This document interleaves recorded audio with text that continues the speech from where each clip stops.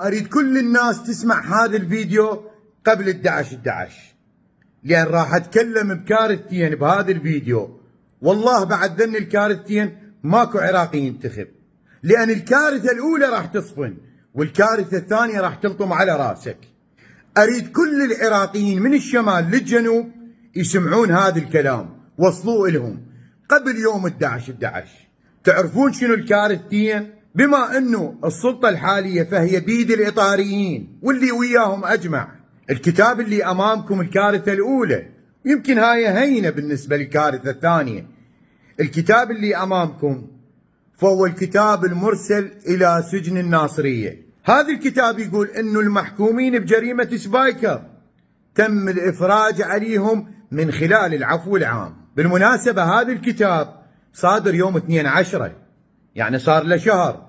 يعني بما أنه الترويج الانتخابي جاي، خل نفرج على ذولا وهي مساومة للبقاء بالكراسي، للبقاء بالحكم.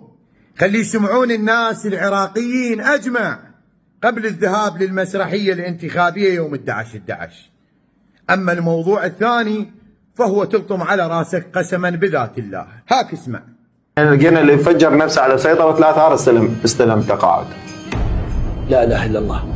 وكذلك ممن قام بعمليات التفجير في المسيب استلم تقاعد. كل معاملات التقاعد أصبح حوالي بالآلاف. المبالغ اللي صرفت على الإرهابية تقدر بحوالي 1,080 مليار، 1,000,000 مليار، يعني 1080 مليار صرفت مستحقات بمعاملات تزوير وتلاعب وشطب وحك وإرهابية ومشاهد لهم، وبالدليل القاطع صرفت لهم هذه المبالغ. الآن كنت تسترجع هذه المبالغ بعد مو بالسد أن يحصلون هم الإرهابية، وياهم اجوا نافسوا أولادك بمن؟ باعتبارهم عندهم ميزة، أولادهم نافسوك على المقاعد الدراسية، أخذوا طب، حلو، وجتهم درجات زيادة، حلو، وراحوا للحج حملهم، واخذوا قطع سكنيه، وبالوظيفه الشهاده مالته محسوبه، وياخذ درجه وظيفيه اعلى من عندك، وكلهن ذن امتيازات حصلوهن وهو قاتل اولادك. يعني ماكو دين. يعني كارثه قسما بذات الله، كارثه.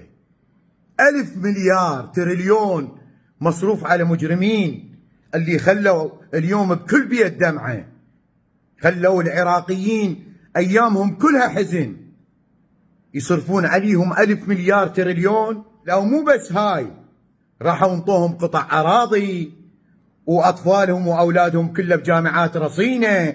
يا عالم يا ناس اسمعوا، جاي يسمعون يا شعب يا عراقيين، يا ناس يا عالم جاي يسمعون لو لا هذا الكلام.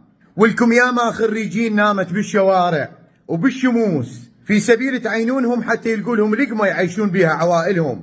ياما موظفين تظاهروا وسكنوا الشموس على مود تسوي لهم سلم رواتب بسيط، بلكة يرتفع راتبه ويعيش عائلته. والمتقاعدين وغيرهم من فئات الشعب، من غير اللي ما عندهم عمل وساكنين الشوارع. اكو عراقي اليوم بعد هذا الكلام راح يروح ينتخب بهاي مسرحيتكم؟ ولكم الإطاريين ياما حشيتوا عقول الناس بالكلاوات، احنا اللي جايين من اجلكم واللي احنا حامينكم. هسه اجيتوا تساومون بالشهداء من اجل بقائكم بالمنصب. اذا اكو مواطن واحد مقتنع بالمسرحيه يوم 11/11 خلي يسمع هذا الكلام. خاف يقول انا اروح انتخب وجه معين. ترى الوجه المعين اللي انت تريد تروح له وصاير له لاحوق فهو قائمته تابعه للاطار، واذا ما تابعه للاطار فهي عندها تحالف وياه. ذولا الاطاريين وهي هاي انتخاباتهم، جاي تشوفون بعيونكم لولا. اتمنى كل العراقيين أن يسمعون هذا الكلام ويوصل لهم بيت بيت.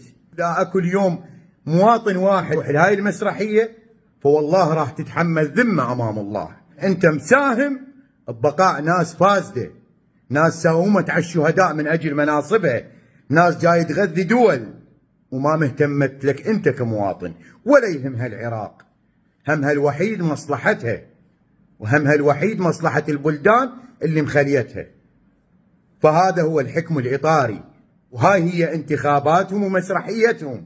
فخلي الشعب العراقي كله يسمع هذا الكلام.